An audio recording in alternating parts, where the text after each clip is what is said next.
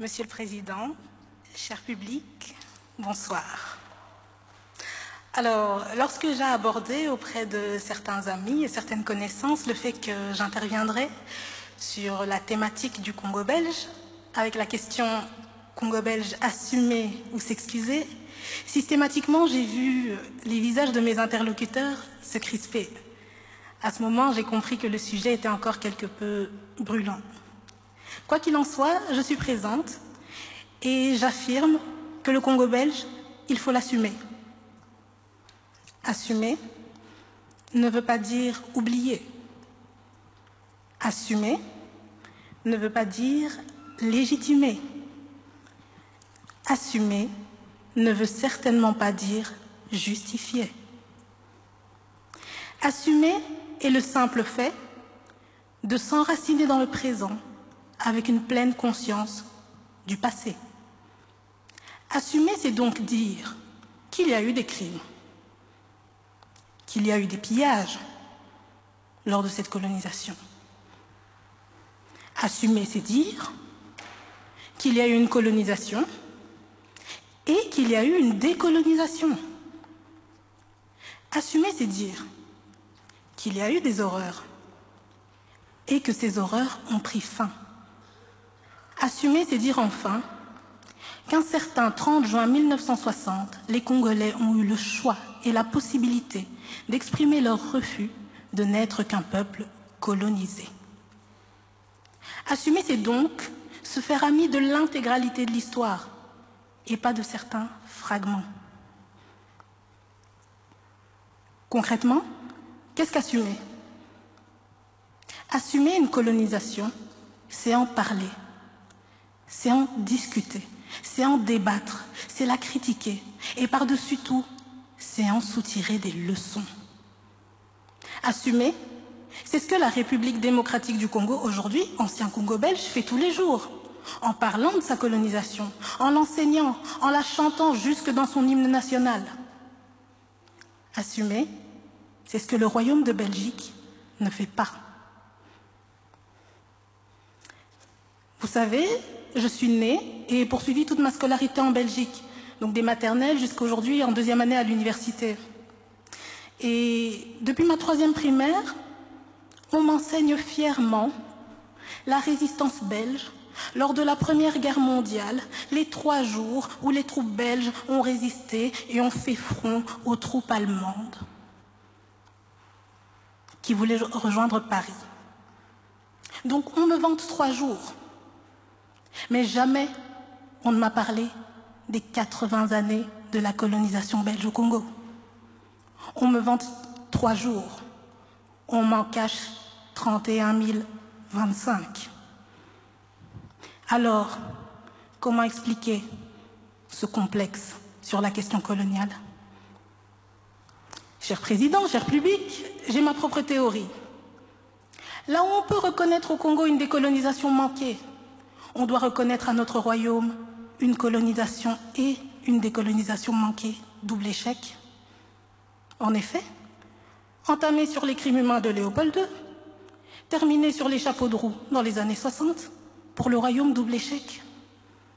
Alors notre royaume, plongé dans sa mélancolie, n'assume pas son double échec. Et dès que l'on dit Congo, les visages se crispent, la Belgique se cache, la Belgique se braque. On comprend bien que ce n'est pas la Belgique qui hante le Congo, c'est bien le Congo qui hante la Belgique. 57 années que notre royaume n'a plus de colonie, 57 années que la Belgique tente d'oublier, 57 années qu'elle n'enseigne pas l'histoire coloniale, qu'on n'en parle pas, qu'on ne l'aborde pas, 57 années que la Belgique essaye de s'oublier, devient étrangère à elle-même, 57 années que le royaume s'aliène, 57 années que le royaume s'auto-aliène. Alors, je vous interroge, chers adversaires, comment pouvez-vous parler d'excuses dans un tel contexte? Est-ce que le dialogue doit s'entamer entre le Congo et la Belgique ou entre la Belgique et elle-même? Croyez-moi, si la Belgique a des comptes à rendre, ce n'est pas avec le Congo, mais c'est avec elle-même et son histoire coloniale. Je vous remercie.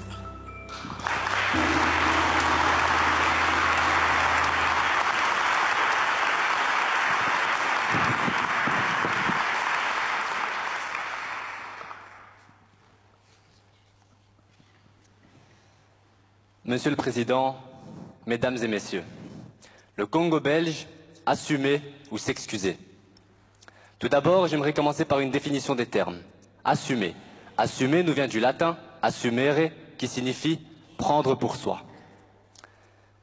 Une chose me dérange dans la valeur que l'on accorde au fait d'assumer dans notre débat. En effet, est-il correct de se poser la question de si oui ou non il faut assumer à partir du moment où la colonisation a commencé, à partir du moment où les actes ont été commis, à partir du moment où le roi des Belges, Léopold II, s'est porté garant de la conférence de Berlin? L'histoire ne nous laisse pas le choix. Elle ne laisse pas le choix à la Belgique de prendre sur soi.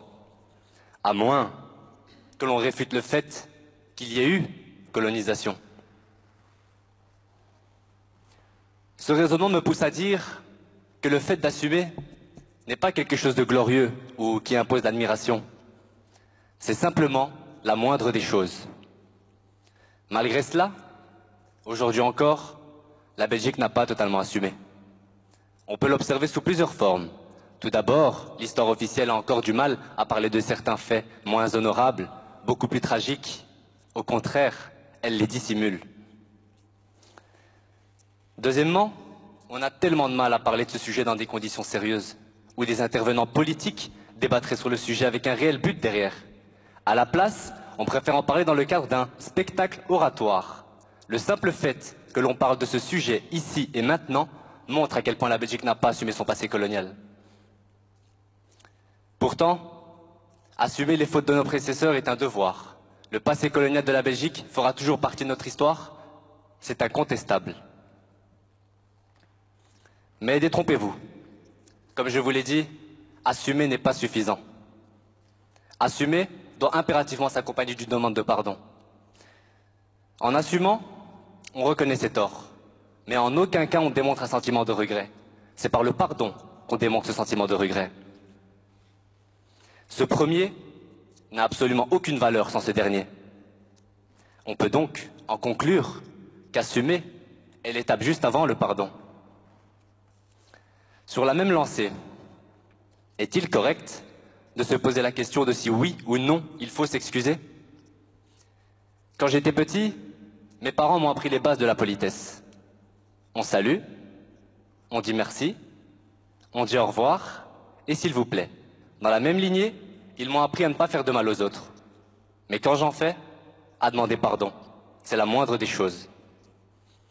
Dans le cas présent, s'excuser qu'à une époque, par le biais de nos dirigeants occidentaux, des actes innommables ont été commis. Des actes innommables ont été commis par le simple fait que l'on se permettait de coloniser un pays.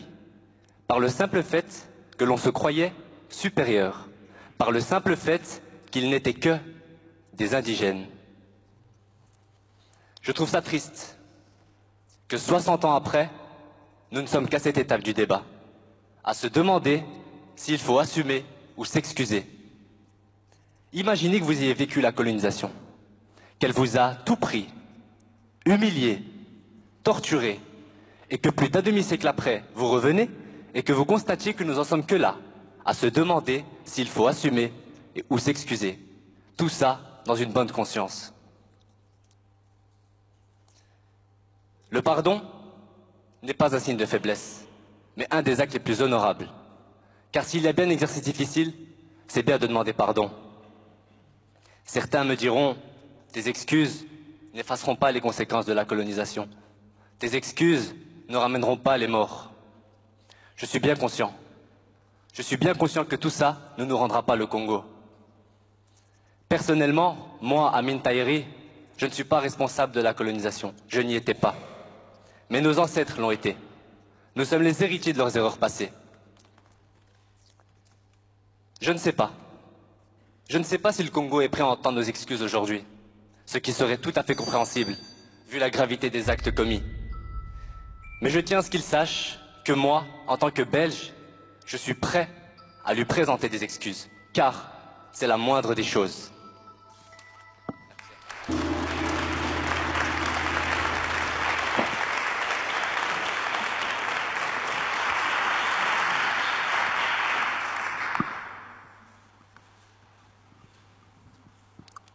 Mon cher ami, j'ai entendu votre argumentation.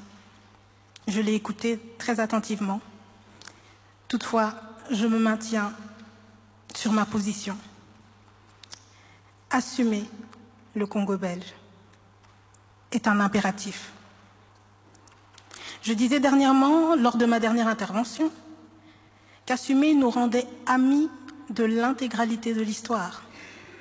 Permettez-moi, cher public, Monsieur le Président, d'aller plus loin et de dire qu'assumer nous permet de remettre le présent en question en regardant notre passé. Vous savez, le Congo belge, ce n'est pas l'histoire d'une colonisation, ce sont deux colonisations. D'une part, celle du Congo, à qui l'on a certifié, bien entendu dans le contexte paternaliste et impérialiste de l'époque, une infériorité identitaire et culturelle.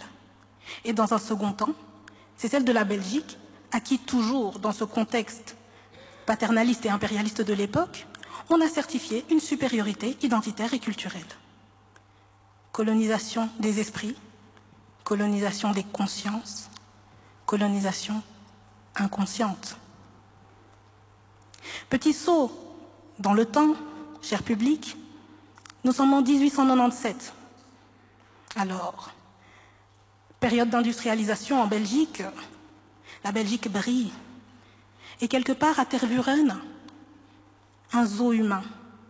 Oui, vous entendez bien, un zoo humain. Vous ne le saviez pas? C'est normal, on n'enseigne pas. Dans ces zoos humains, des Congolais. Dans le public, des Belges.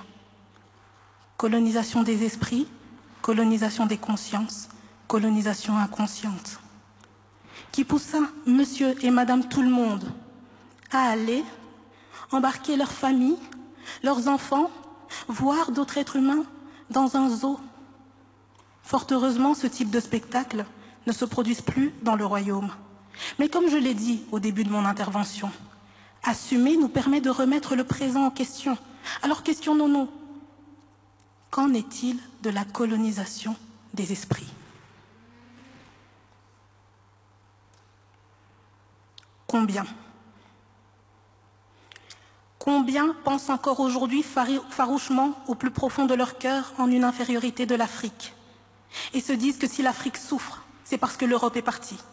Combien pensent aujourd'hui encore l'Afrique incapable comme de réfléchir et dans notre cas, que le salut du Congo ne peut venir que de la Belgique? Combien? Cher public, détrompez-vous. Nous n'en avons pas fini avec le colonialisme. Certes, le Congo est libre, mais qu'en est-il de nos esprits? Dans combien d'esprits persistent encore des brides d'idées paternalistes qui menèrent en 1884 à la conférence de Berlin? Combien de bombes à retardement parmi nous qui inconsciemment pourraient refaire commencer l'histoire? Assumer nous permet de remettre le présent en question. Alors je m'adresse à vous, chers adversaires. Dans un tel contexte de potentielle colonisation des esprits encore présente, trouvez-vous toujours des excuses légitimes? Les trouvez-vous légitimes?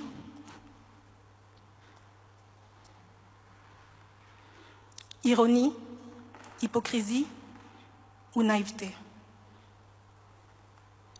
Ironie, hypocrisie ou naïveté que de tout ramener à des excuses dans un contexte si enchevêtré dans lequel il y a tant d'éléments à prendre en compte, le Congo belge. Des excuses pour tout résoudre? Des excuses pour tout résoudre? Non. Assumer pour tout résoudre. Le fait d'assumer s'assure que nous avons bien compris les leçons. Personne ne s'excuse, car personne n'a voulu l'histoire. Personne ne s'excuse, car personne n'a été acteur. Non, ne vous excusez pas. Personne n'est responsable. Toutefois, responsables nous sommes du silenciement de l'histoire. Responsables nous sommes du silenciement de l'histoire, du non-respect, de la mémoire. Et moi la première, cher public. Et pour ça, rien que ça, je m'excuse.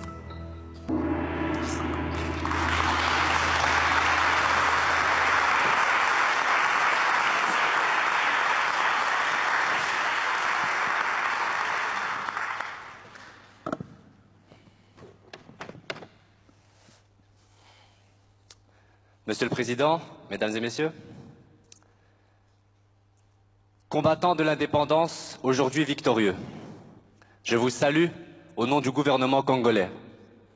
À vous tous, mes amis, qui avez lutté sans relâche à nos côtés.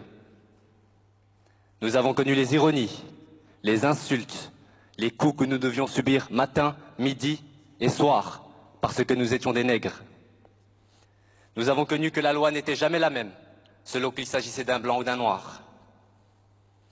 Qui oubliera les fusillades ou les cachots furent brutalement jetés, ceux qui ne voulaient plus se soumettre au régime d'injustice, d'oppression et d'exploitation.